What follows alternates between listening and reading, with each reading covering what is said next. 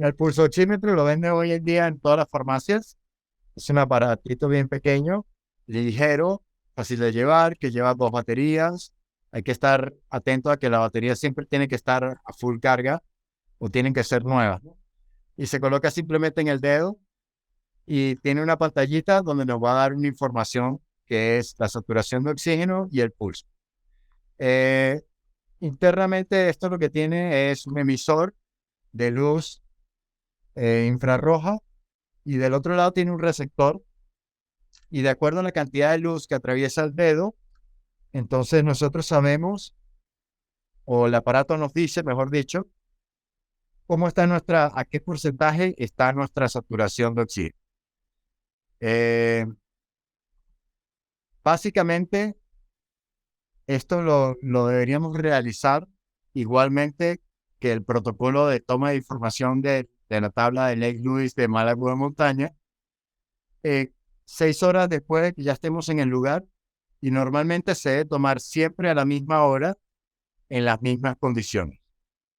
Esto es un protocolo que hay que seguir porque si no, las mediciones que nos va a dar el aparato no van a ser comparables unas con otras y no vamos a tener una medida de qué es lo que está pasando. Pero es un aparato muy importante para nosotros poder medir cómo va nuestra aclimatación. Entonces, el protocolo inicia con lo siguiente. Antes de subir a la altura, nosotros debemos utilizar el aparato. La forma ideal es en el mismo horario en el que vamos a realizar las mediciones a medida que nosotros vayamos ganando altitud. Eh, la posición ideal para realizar esta medición es sentado con el aparato colocado en el índice siempre de la misma mano. Si es izquierdo va a ser siempre izquierdo y si es derecho siempre va a ser derecho.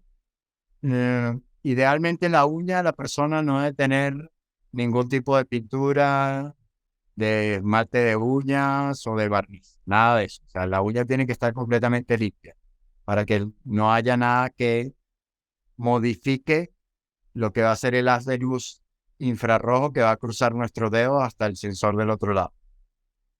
Y esta medición se realiza durante 5 minutos con cada persona. Entonces, durante esos 5 minutos, nosotros podemos realizar 5 tomas de medidas. O sea, al pasar el minuto 1, yo noto cuántas pulsaciones por minuto está diciendo el aparato y cuánta saturación de oxígeno me está diciendo el aparato. Y luego elimino el valor más alto, el valor más bajo y saco una media de los otros 3 valores, porque tendría 5 mediciones en 5 minutos. Eh, Nuevamente, basado en muchas cosas que he leído y en la experiencia personal propia, si la persona tiene una saturación de oxígeno menor a 75%, lo ideal es bajar, es regresar a la altura anterior en la que estábamos o disminuir la altura en al menos 500 metros de altitud. Luego, si la persona está entre 75% y 80% de saturación de oxígeno, esa persona podría pernoctar a esa altitud, ya que lo ideal es que con el descanso y el tiempo que va a transcurrir ahí, esa persona va a aumentar su porcentaje de saturación de oxígeno, que nos va a indicar que está haciendo su proceso de aclimatación apropiadamente. Y si la persona está por arriba del 85%, significa que esa persona está en buen estado, está haciendo su proceso de aclimatación adecuadamente, está haciendo todo bien, arriba del 85%. Nuevamente, todo lo que estamos hablando es aclimatación a grandes alturas. O sea, esto no es para tomárselo a 3.000 metros de altura, aunque sí debes empezar a tomar las mediciones antes de subir a la altura, pero normalmente esto va a ser para ir a grandes alturas. O sea, mayor 85% es un valor óptimo que te permite seguir ascendiendo una montaña como Aconcagua, moverte al siguiente campamento o ir a atacar la cumbre. Eh, Es muy importante además las pulsaciones, porque las pulsaciones nos pueden indicar cómo la persona está además recuperándose a todo este estrés físico, además del proceso de adaptación a la altura, de la aclimatación que está haciendo. Eh, Normalmente cuando yo tomo las pulsaciones por la tarde, por decir, tengo un valor de 90 pulsaciones por minuto, en la mañana, cuando hago la siguiente medición a la misma persona, esa persona ha disminuido la cantidad de pulsaciones por minuto porque ha pasado una cantidad de horas descansando, intentando dormir o durmiendo, pero ha estado descansando. Y en la medida en la que uno descansa, eh, el cuerpo disminuye las pulsaciones porque el requerimiento de oxígeno va siendo menor y necesitamos menos circulación de sangre para oxigenar las partes que necesitamos del cuerpo.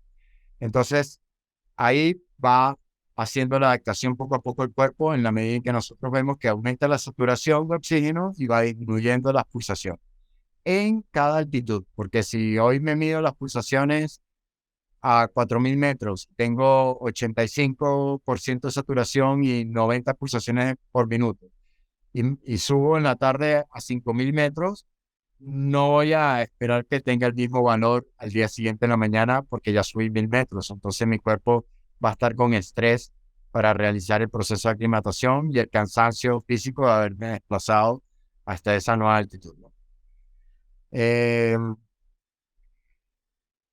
Aparte de estos temas, hemos hablado de lo que es aclimatación, de cuáles son las reglas básicas de aclimatación, que son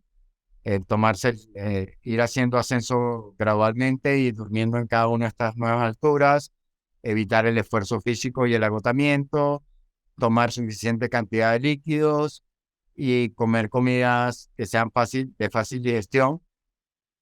Eh, es importante realizar esta evaluación todos los días y llevar un récord estricto de esto para ver cómo estamos mejorando nosotros nuestro proceso de aclimatación en el tiempo o durante una misma expedición, igual que nuestros compañeros o las personas que nos acompañan.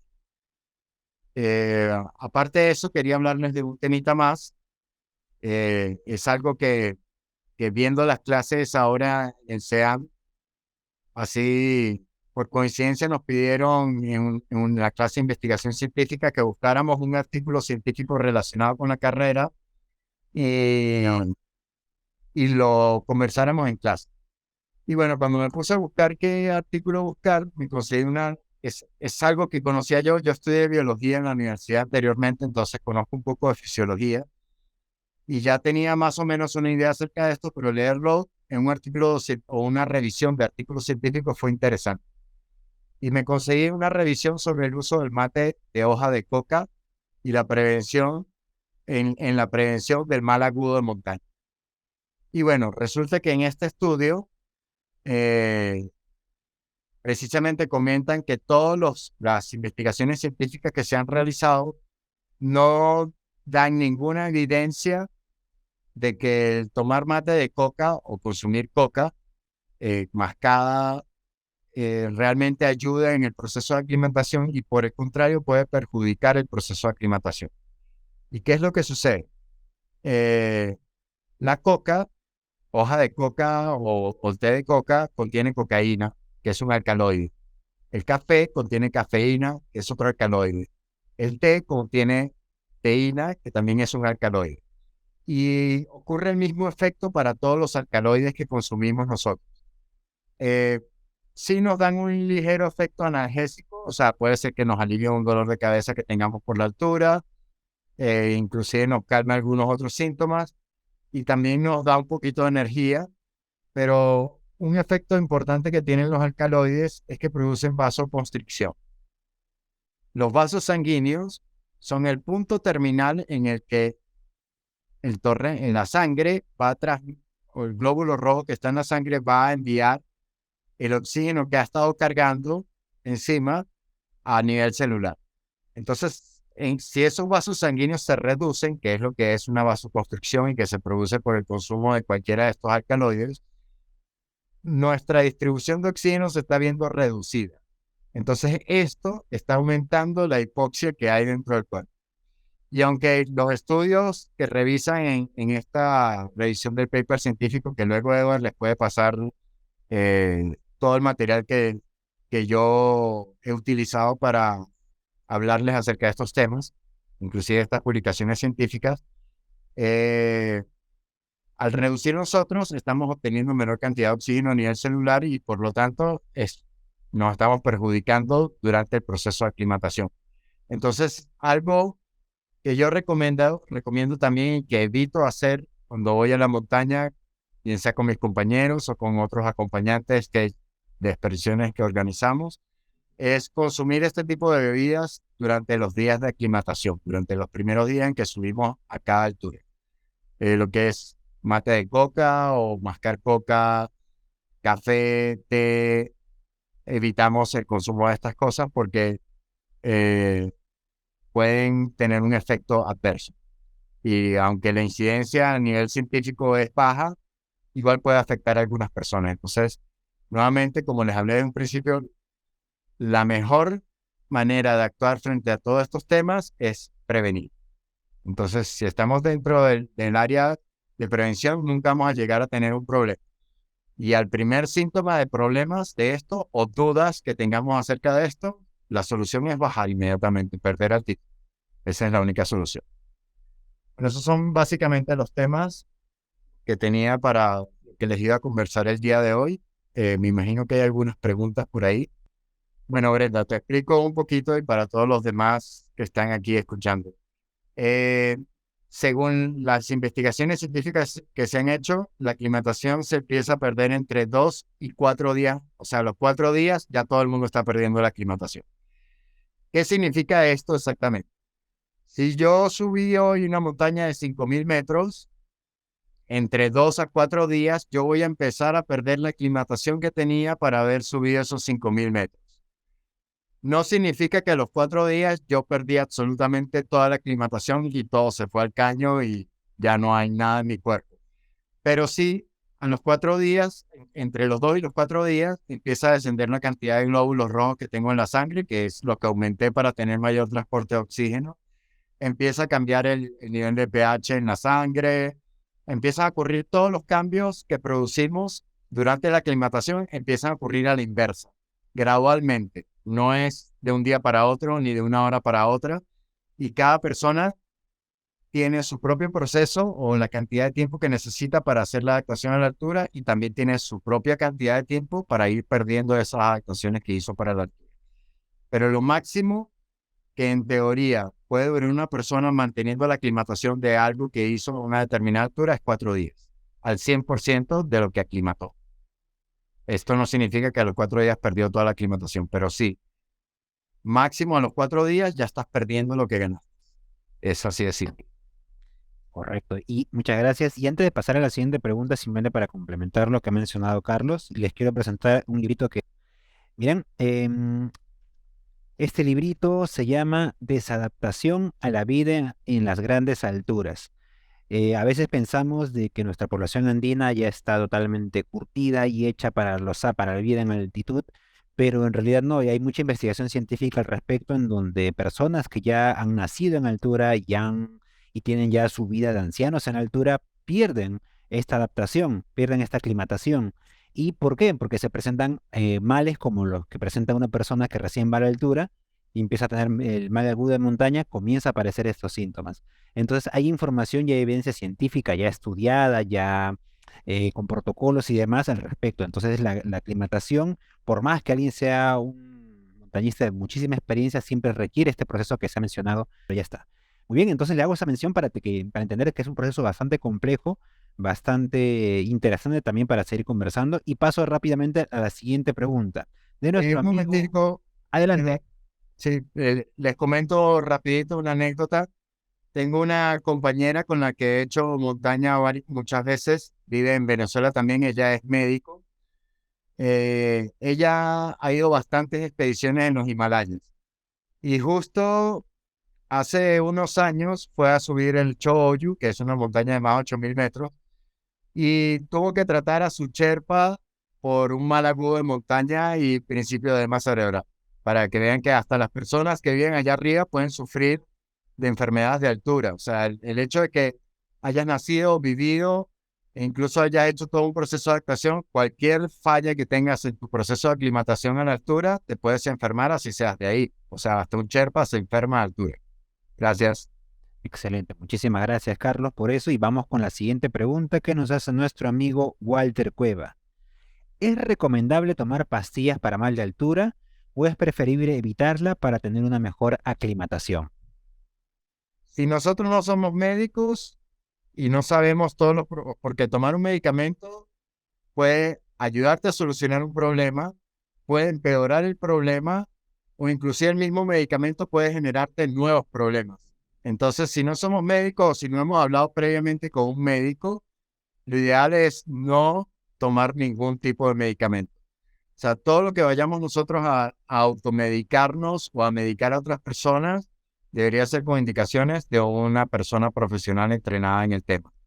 Sin embargo, te voy a decir que de lo que yo he visto y de la experiencia que tengo, lo mejor es hacer un proceso de adaptación natural. Es mucho mejor que hacer un proceso con medicación para acelerar el proceso de aclimatación.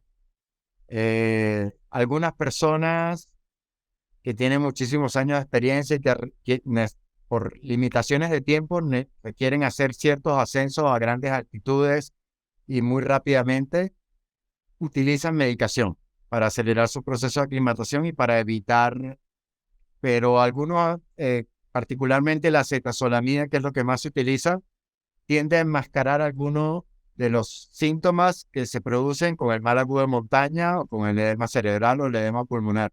Entonces es mejor no tomar nada, sino que somos un personal entrenado médicamente para aclimatar. Correcto, y simplemente también para complementar un poco, existe un término que se usa mucho en el ámbito de la salud, pero que también nos puede afectar a nosotros, que es la iatrogenia, que en síntesis es hacer el mal queriendo hacer el bien. Es decir, tómate esto me ha hecho bien, te va a hacer muy bien a ti también, y le das una pastilla y no sabes el antecedente clínico de esa persona, literalmente puedes hacer que la pase muy mal o causarle la muerte. Y por la ignorancia no se exime la aplicación de la ley. Así que para evitarnos ese tipo de complicaciones, primero no recetes nada a nadie si quieres tomar tú bajo tu responsabilidad, y por eso siempre la recomendación es acudir al médico para ver si es que ese medicamento que planeas o que deseas tomar o que has escuchado por ahí que no es lo correcto, pero bueno, si es que deseas hacerlo, consulta médica previa. ¿Correcto? Entonces vamos con la siguiente pregunta de nuestra amiga Elisa Goya. He escuchado que tomar acetosolamida un día antes de subir a la altura y durante hasta antes del ascenso es una medida preventiva para evitar mal de altura. ¿Sabes qué evidencias hay al respecto? A ver, a ver, Carlos se puso en mute. Vamos a volver a ver si Karina estás por ahí, por favor, ayúdame a colocarlo a Carol, a Ya Carlos. ¿puedes Ahí repetir está. la pregunta, Edward, Sí, por favor? repito, se había muteado un momento. La pregunta es de nuestra amiga Elisa. Dice, he escuchado que tomar acetosolamida un día antes de subir a la montaña y durante, hasta antes del ascenso, es una medida preventiva para el mal de altura. ¿Sabes qué evidencias hay al respecto? Bueno, Elisa, es muy parecido a la pregunta anterior, solo que no mencionaban directamente la acetazolamida. Si existe todo un protocolo para la ingesta de acetazolamida que se utiliza para la aceleración de la aclimatación. Nuevamente, lo mismo que respondí antes. O sea, la mejor manera es hacer una aclimatación natural, ya que el consumo de acetazolamida, aún haciendo todo bien el protocolo, puede enmascarar algunos de los síntomas del mal agudo de montaña o de los edemas. Entonces, podríamos estar en problemas, ¿no? Si vamos a utilizar acetazolamida para acelerar nuestro proceso de aclimatación, es mejor consultar con un médico. Incluso muchas personas son alérgicas a la acetazolamida. Pueden tener una reacción adversa a la toma del medicamento. Y sí, hay todo un protocolo. La acetazolamida viene normalmente en píldoras de 250 miligramos y la gente empieza a tomar media píldora 24 horas antes de subir a la altura, cada 12 horas hasta que se haya terminado el proceso de aclimatación. Pero no es lo recomendable. Y si se va a tomar este camino, que es como la vía fácil, es mejor hablarlo primero con un médico. Correctísimo. Eso, por favor, que quede muy claro el día de hoy. Medicamentos, médicos previamente. Yo conozco directamente casos de personas que han tomado acetosolamida, investigaron por su cuenta, siguieron como habían leído, igual tuvieron mala altura. Entonces, ningún medicamento hasta el día de hoy que existe va a garantizarte que no tengas mal agudo de montaña. Y todo el protocolo es, como ha mencionado Carlos, de preferencia que sea de manera natural. Brenda Jara nos vuelve a consultar con la siguiente pregunta. Dice, bueno, que tiene que ver con esto, ¿no? También, ¿es recomendable tomar pastillas contra los síntomas del mal agudo de montaña? ¿Cuál sería la forma más adecuada de tomar esas pastillas? Pregunta si la aspirina puede ser eh, lo más adecuado. Bueno, de nuevo, el tema médico es un poco complicado. O sea, siempre antes de tomar algo, nosotros debemos consultar con un médico. Sin embargo, hay muchos medicamentos que son de bajo riesgo, digamos. Normalmente para los efectos o para los síntomas leves de mal de altura, lo que se recomienda es el consumo de AINES, que son antiinflamatorios no esteroideos, que tienen un bajo poder analgésico también, como son el paracetamol o el uso de aspirinas o el uso de ibuprofeno, y así hay muchos otros más. Pero, de nuevo, o sea, hay personas que son alérgicas a algunos de estos medicamentos o que pueden tener reacciones adversas. Entonces, siempre es bueno probarlo antes y hablarlo antes, si es posible, con nuestro médico de cabecera o el médico general cuando nos vamos a hacer un chequeo, ¿no? Porque queremos evitarnos pasar el mal rato o tener una reacción adversa a alguno de estos medicamentos. Correcto. Aquí la siguiente pregunta que nos hace nuestro amigo Hernán. Y si es nuestro amigo Hernán San Giovanni, yo sé más o menos a qué se refiere esta pregunta. Él es un amigo argentino, también montañista desde muchos años, y pregunta, si voy del llano a la altura, ¿cuánto es lo máximo recomendable subir en un día? Bueno, supongo que el llano estás hablando de algo que está a 0 metros sobre el nivel del mar o un poco por encima de los 0 metros, bien baja altura, ¿no? Eh, por experiencia personal, la mayoría de las personas puede llegar en el primer día a 3.500 metros sobre el nivel del mar y está todo bien. O sea, pueden iniciar su proceso de aclimatación a esa altura. Sin embargo, lo que leemos en la literatura científica, en las publicaciones científicas y todo esto, nos comenta que hay personas que son sensibles a los 2.500 metros de altura sobre el nivel del mar. Entonces, no es para todo el mundo. Yo digo que la media es 3.000 metros sobre el nivel del mar. Por ejemplo, yo vivo acá en Huaraz, en el departamento de Ancash, en Perú. Y Huaraz es una ciudad que está a 3.050 metros sobre el nivel del mar. Y la mayoría de las personas que vienen a Huaraz, más del 99%, no tienen problemas de adaptación a la altura, llegando a dormir acá a la ciudad. Pero de aquí en adelante sí tienen que ser un poquito más rigurosos en la adaptación a la altura. Entonces yo diría 3.000, 3.500, por ahí más o menos según mi experiencia y lo que he visto, ¿no? Y aquí añado, y como si leyera la mente de nuestro amigo Hernán, que ha hecho esta pregunta, ¿qué pasa en el caso limeño, por ejemplo? Él en sus palabras dice, ¿usted hace alguna bestialidad los fines de semana? Porque dice que de Lima, todos los fines de semana la gente que va a montaña se va directo a 5.000 en un día, en menos de 24 horas, incluso hay algunos que salen en la medianoche desde Lima, desde Yoga y Plaza, en los diferentes lugares, y se van a Rajunta, y se van a Raura, se van por aquí, por allá, sobre 5.000, 5.100, y luego bajan. ¿Qué pasa en esos casos? ¿Están exponiéndose a la muerte? ¿Se están haciendo daño? ¿O qué ocurre ahí? ¿Por qué no se mueren tantos exponiéndose a algo tan radicalmente antiteórico? Bueno, básicamente suceden dos cosas. Uno, eh, lo ideal sería que por lo menos subieran a San Pedro viniendo de Lima a San Mateo, ¿no? Creo que es, sí. Y durmieran una noche ahí porque eso está a 3.000 algo y luego el día siguiente fueran a hacer cumbre e inmediatamente a regresar. ¿Dónde se puede presentar? O sea, ¿cuál es el riesgo? Sí se pueden hacer estos ascensos rápidos del día para montañas de 5.000 metros, ¿no?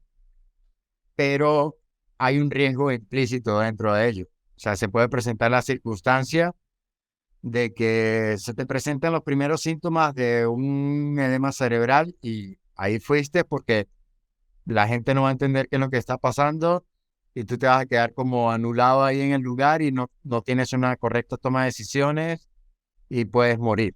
Así de simple. O sea, hay un riesgo de que puedas tener alguna complicación y fallecer en el lugar.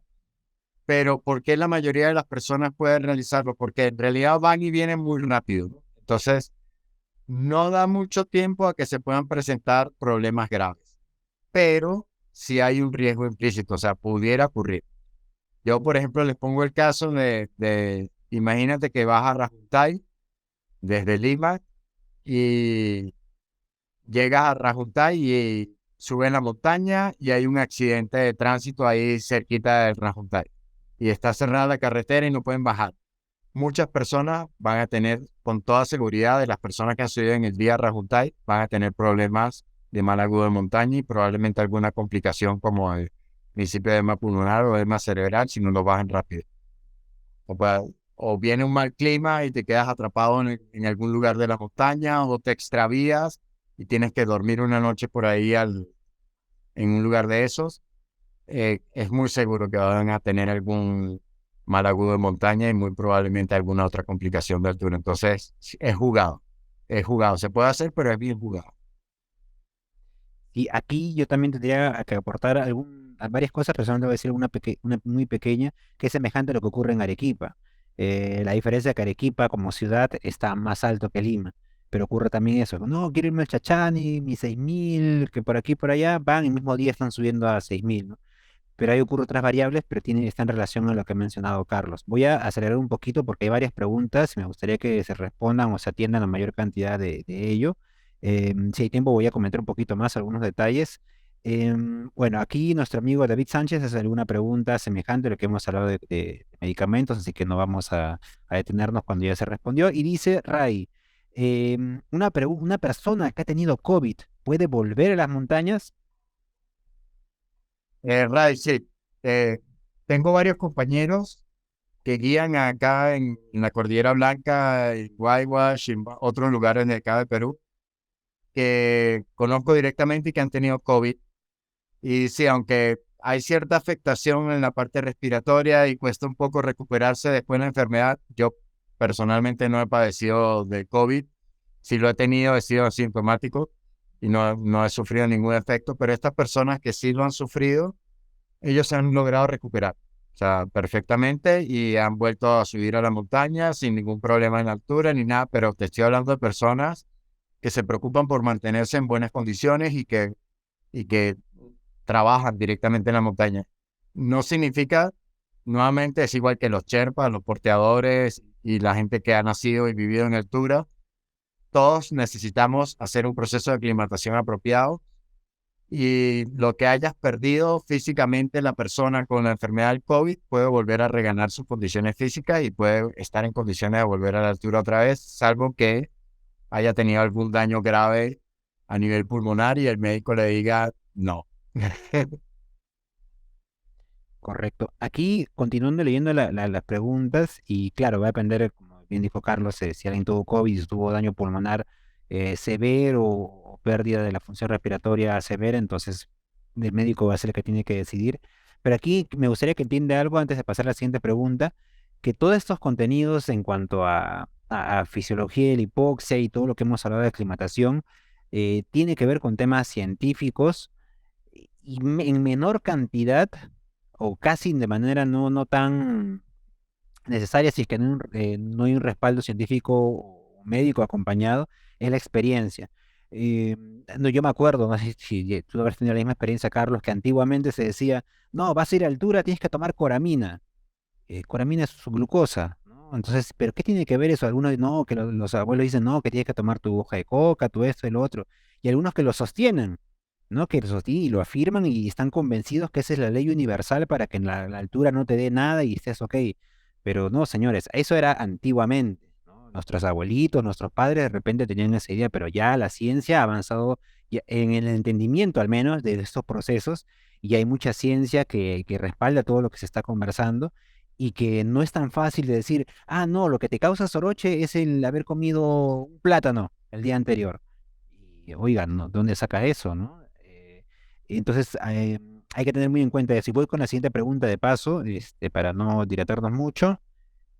Mira, bueno, justamente hablando del caso que mencionaba hace un momento, dice Alex Torres, en el caso que tenga que subir una altura cerca de los 5000, eh, lo que dura el traslado entre 5 a 6 horas, bueno, no termina de redondear la pregunta, Alex, pero supongo que ese tiempo, que digamos, yo salgo de Lima a X hora y voy a demorarme 6 u 8 horas en llegar a otro lugar, a 5000, ese tiempo de aclimatación sería suficiente para estar listo, para estar preparado. ¿Qué opinas tú, Carlos? Sí, bueno, básicamente, o sea, es de lo que comentamos antes con el caso, por ejemplo, de Rajuntay o de venir a hacer Mateo acá en la Cordillera Blanca, es muy poco tiempo, no te vas a adaptar a la altura.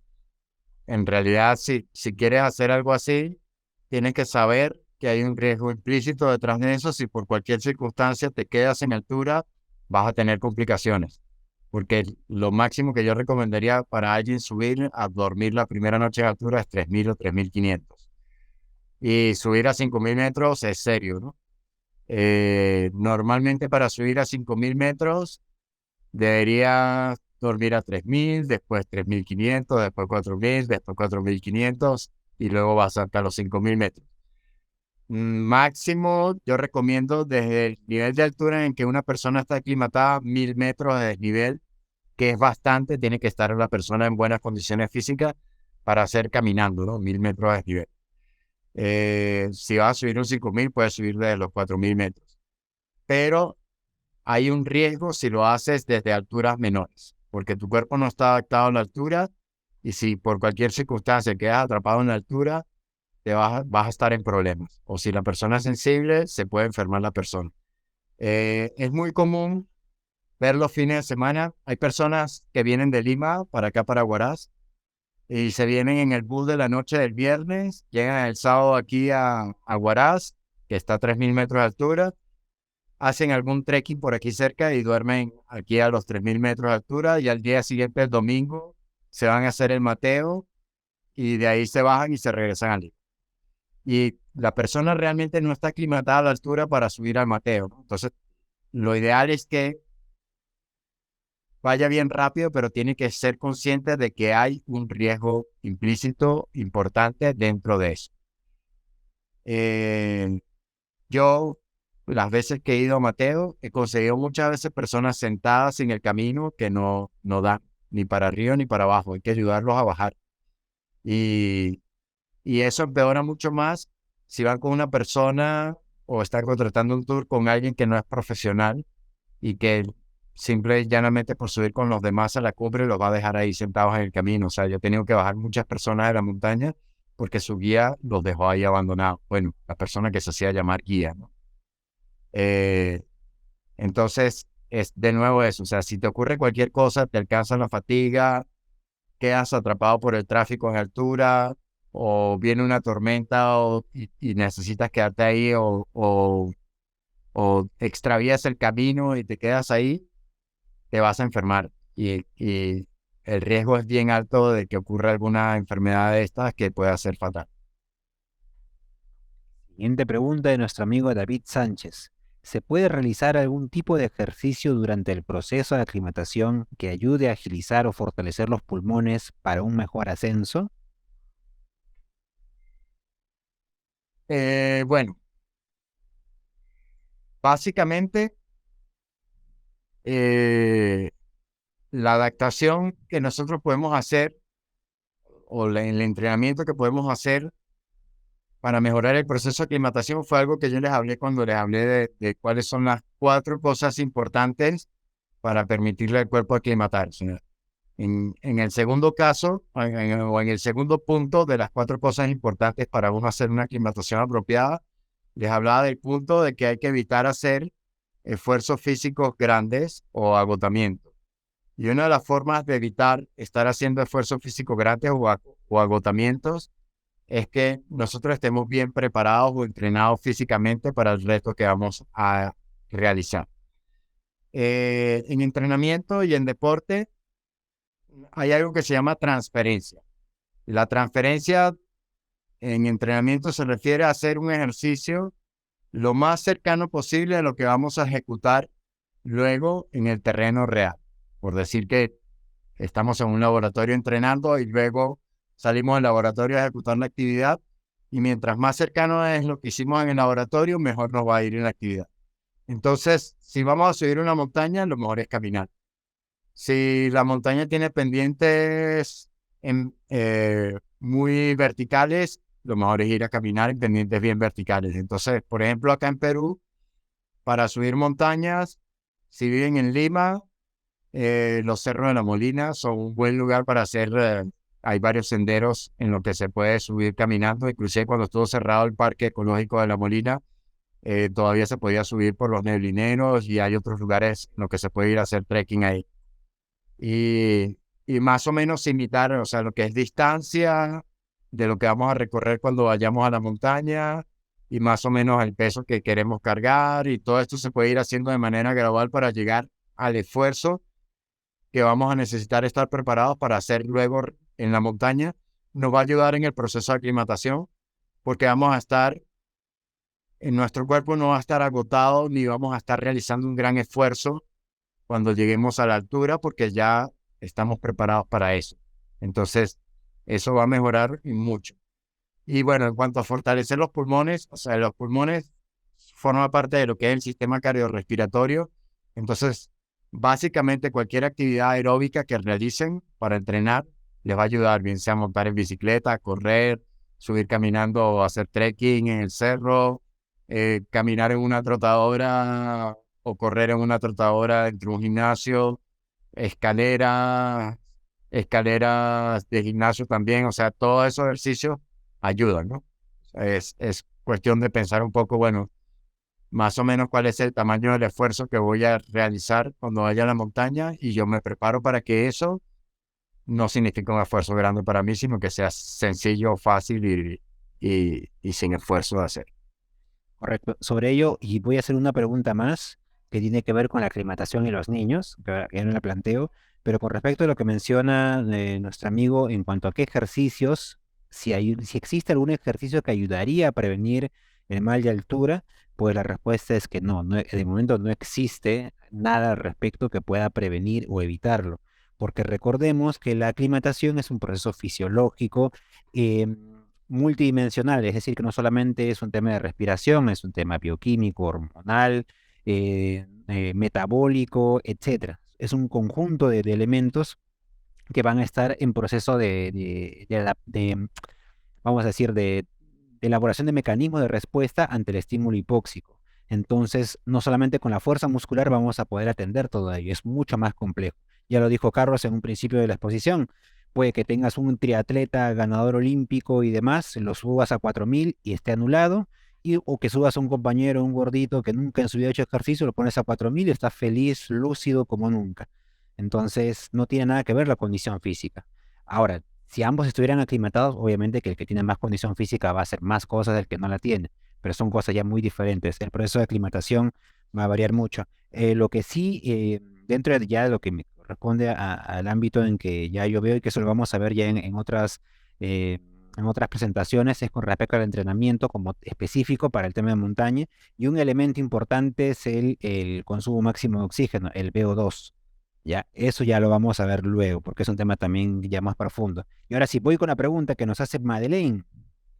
¿Qué recomendaciones al momento de viajar con niños a la altura, a la altitud? Aquí yo quisiera también añadir cositas, pero Carlos, por favor, adelante. Y bueno, básicamente hay como una regla importante que debemos considerar ante todo. Las personas a menor edad no es que tengan peor aclimatación o mejor aclimatación ni a mayor edad. O sea, básicamente nosotros simplemente venimos como con un paquete con el que nacemos, que nos permite aclimatarnos más rápido o menos rápido. Pero las personas que son jóvenes usualmente suelen tener mayores problemas de aclimatación en la altura. Y esto ocurre porque mientras más jóvenes somos más ansiosos, queremos llegar más rápido al lugar, somos más competitivos y queremos estar de primero nosotros adelante y hacemos una serie de cosas que nos producen mayor cansancio que las personas que son mayores, que se lo toman más tranquilo y tenemos todo el día para llegar y ya conozco el itinerario y voy poco a poco, etcétera, etcétera. Entonces, esa es una circunstancia. Mientras más jóvenes somos más ansiosos, estamos más dinámicos, queremos movernos más y esto pasa con los niños.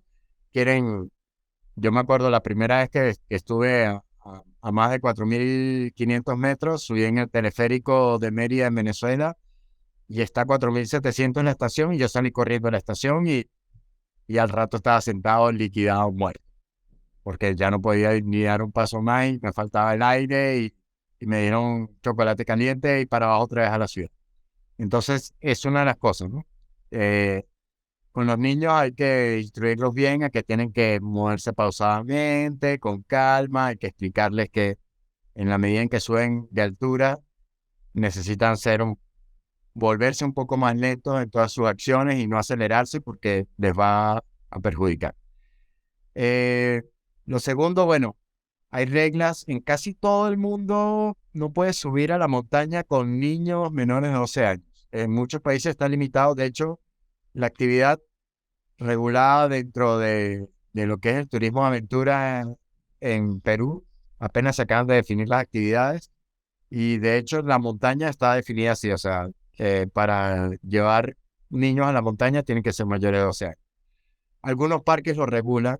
De hecho, el Parque Nacional Huascarán, acá en Huaraz, regula que en teoría, nuevamente, por ley, no pueden ingresar menores de 12 años. Sin embargo, son niños de menores edades y como les digo nuevamente, o sea, si están bien hidratados, si no están comiendo nada que sea pesado de digerir o difícil de digerir, carbohidratos simples, azúcares, y, y se entienden que tienen que moverse un poco más despacio y que tienen que andar tranquilos, van bien, hasta ciertas alturas, ¿no? Tampoco podemos abusar, ¿no? Pero igualmente también hay casos de niños que se entrenan y se preparan o que sus padres los entrenan y los preparan y han subido hasta 8.000. Estoy hablando, hay niños de 9 años, cumple 8.000 o de 6.000 y 7.000. Entonces, es algo que hay que tomar en consideración. Lo más importante es que el niño esté disfrutando, que esté contento, que no la esté pasando mal, que esté bien abrigado y, y normalmente que haga esfuerzos de acuerdo a su edad y eso, ¿no? Y que el niño entienda que no debe estar corriendo o jugando o acelerado porque le va a faltar el aire, que entienda qué es lo que está pasando con la altura también. Entonces, tampoco tan pequeño. Sobre este caso, yo he encontrado un artículo científico antiguo, pero en el caso peruano, que habla acerca del mal de montaña infantil. Que miren, no quiero alarmar, pero es un antecedente, ¿ok? Al respecto debe haber algún tipo de investigación sobre ese punto, pero ¿en qué consiste? En que justamente niños que son expuestos a ciertas altitudes les genera la muerte súbita, fallecen muy rápido.